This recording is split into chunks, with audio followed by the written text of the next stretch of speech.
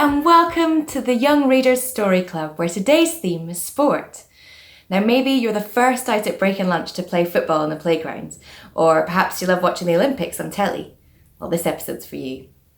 We have two guests today, the first of which is Olivia Armstrong. Hello Olivia, what's your story about? Hello! My story is about the ancient Greek Olympic Games. Well, that'll be interesting. Our second guest is the storyteller John Hughes. Hi John, what do you have for us today? Hello everyone. My poem is all about my little brother and his football. Sounds like trouble to me. Let's go to Olivia first to hear her story about how the Olympics began. We think the very first Olympic Games was held almost 3,000 years ago in a beautiful wooded river valley called Olympia in southern Greece. These games were held every 4 years, usually in August. And no one can say exactly how or why the ancient Olympic Games started. But they do tell many stories, and this is one. There was once a great Greek hero called Pelops. He wanted to marry the daughter of the king of Pisa. The king said, "Anyone can marry my daughter as long as they can beat me in a chariot race. If they lose their heads. And the heads decorate the royal palace." But Pelops had a plan.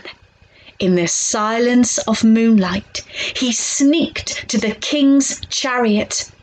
He pulled out the metal chariot pins that held the big chariot wheels in place and replaced them with soft wax pins. The day of the chariot race arrived. Crowds gathered, cheering underneath a burning hot sun. The race began. The horses galloped.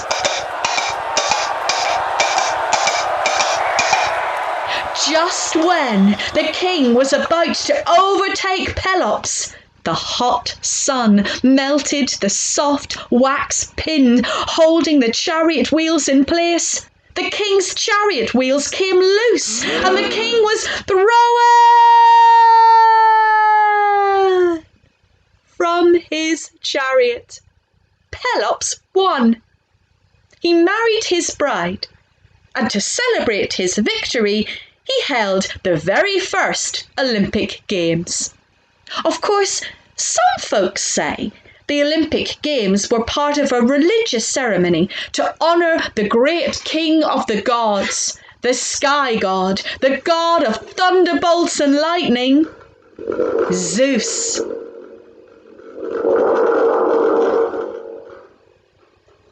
The truth is, we will never really know the truth. Bye-bye. Thanks Olivia. I don't fancy my chances against Pelops in a chariot race. Now let's go to John to hear his poem, Little Brother's Football. Little brother's football was bouncing down the street. Little brother kicked it with size 11 feet. Bouncing off his grandma, hitting Uncle Mike, little brother's football knocked Grandad off his bike. Little brother's football hit someone in the nose. The football hit a postman who stood on someone's toes. The football hit a pigeon who flew into a tree. Then little brother's football bounced into the sea. Little brother's football landed on a whale. Playing with the ball, she flicked it with her tail. The ball darted upwards and landed on a plane. Then little brother's football went flying over Spain.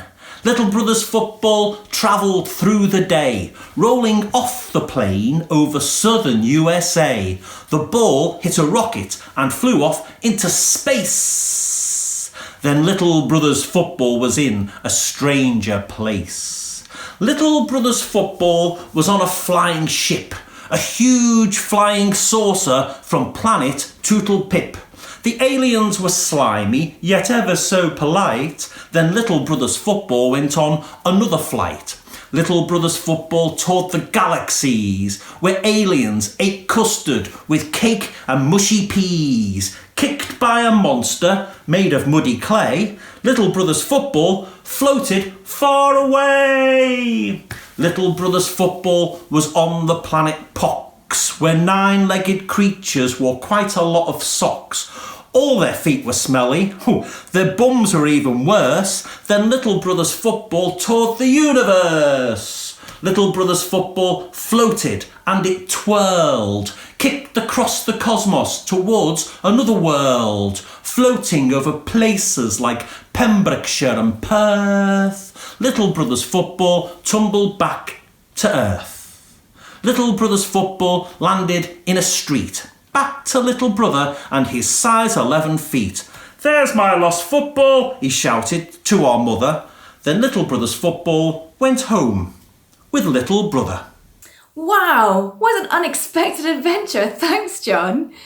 Now, before you go, we have a challenge for you. We'd like you to write your own story about a lost ball. That could be a basketball, tennis ball, football, whatever you like.